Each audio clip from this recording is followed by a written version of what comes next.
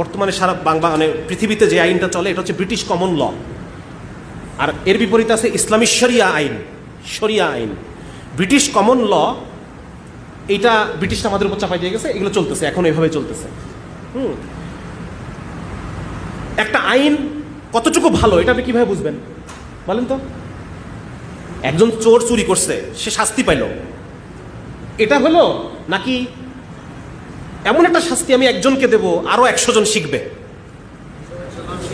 এই আইনটা ভালো? মানে আইনের কাজ হচ্ছে অপরাধকে নিয়ন্ত্রণ করা। অপরাধ হয়ে গেছে, এখন শাস্তি দিলাম, এটার দ্বারা আসলে ওই লক্ষ্যটা অর্জন হয় নাই নাকি? বরং অপরাধ যদি আমি আটকাইতে পারি, আরো 10 জন পোটেনশিয়াল চোর চুরি করার আগে যদি থেমে যায়, এটা আমার, এইটা হচ্ছে আইনের লক্ষ্য। আর দ্বিতীয় লক্ষ্য হচ্ছে যে চোরটা ওই চোরকে সংশোধন হওয়া, চোরটা সংশোধন হওয়া। দেখেন ব্রিটিশ কমন লতে যে জেলখানা সিস্টেম, এইটার ফলে গবেষণা যারা অপরাধ ক্রিমিনোলজিস্ট, অপরাধ গবেষণা করছে যারা, তারা বলতেছেন যে এইটার কারণে যে পকেট মার, একে আপনি রাখছেন বড় খুনির সাথে, ও আরো বড় অপরাধী হয়ে বেরোছে। অধিকাংশ সময় তারা বলতেছে যে জেল পিরিয়ডটা যত লম্বা হয় তত সে ফেরত আসে আরো বেশি বড় অপরাধী হয়ে। এটা আমার কথা না, এটা ব্রিটিশ ক্রিমিনোলজিস্ট অপরাধবিদ থমাস নাগিন্স ওনার কথা, ন্যাগিন্স ওনার কথা। বিপরীতে ইসলাম দেখেন কি করে। ইসলাম আমাদের শরীর যতগুলো ইনফরমেশন আসে তার মধ্যে 90% ইনফরমেশন আমাদের মাথা ভুলে যায়, অপ্রয়োজনীয় বলে বাদ দিয়ে দেয়, বুঝতে পারছেন? ওই ইনফরমেশনই সে মনে রাখে যে ইনফরমেশনের সাথে তার কোনো সুখকর অভিজ্ঞতা জড়িত আছে অথবা কোনো কষ্টকর অভিজ্ঞতা জড়িত আছে।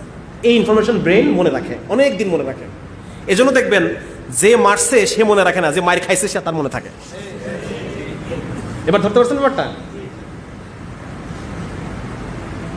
তো ওনারা গবেষকরা দেখতেছেন যে ব্রেনকে যদি আপনি এমন একটা ইনফরমেশন দেখান যেটা একটু কষ্টকর ব্রেনের জন্য মাইনে নেওয়া, তাহলে ওইটা ব্রেন দীর্ঘদিন মনে রাখে, কখনো ভোলে না। হাজার ইনফরমেশন চাপান না কেন, তারপর ওটা ওর ঠিকই মনে থাকে, সংরক্ষণে থাকে, ওটা ভুলে যায় না কখনো। এখন আপনি দেখেন এরশাদ শিকদারকে ফাঁসি দেওয়া হয়েছে, ওই জেলখানার মধ্যে এক চিপার মধ্যে, কোথায় দিছে কেউ দেখে নাই। এটা পেপারে আপনি পড়লেন, আপনার মনের মধ্যে খুব বেশি ক্রিয়া করলো না, এটা আপনার ব্রেন ভুলে যাবে এক সময়। ফাঁসি হয়েছে, হয়েছে, ঠিক আছে, ফাঁসি হয়েছে, ফয়কারে ফা দন্তস্বরে শিশি, আপনি এটুকুই দেখলেন, আর কিছু দেখেন নাই, আর দেখছেন নাই কিছু। ফয়চন্দ্র ফা দন্তস্বরে শিশি, ব্যাস। এরকম বহু কিছু আপনি দেখেন প্রতিদিন, অতএব এটা মনে রাখার কিছু নাই। কিন্তু এরশাদ শিকদারকে 1000 মানুষের সামনে এক কোপে গলা নামায় দেওয়া হয়েছে, রক্ত পড়তেছে, এটা দেখাটা কি পেইনফুল না, কষ্টকর না আমার জন্য? এই যে 1000 মানুষ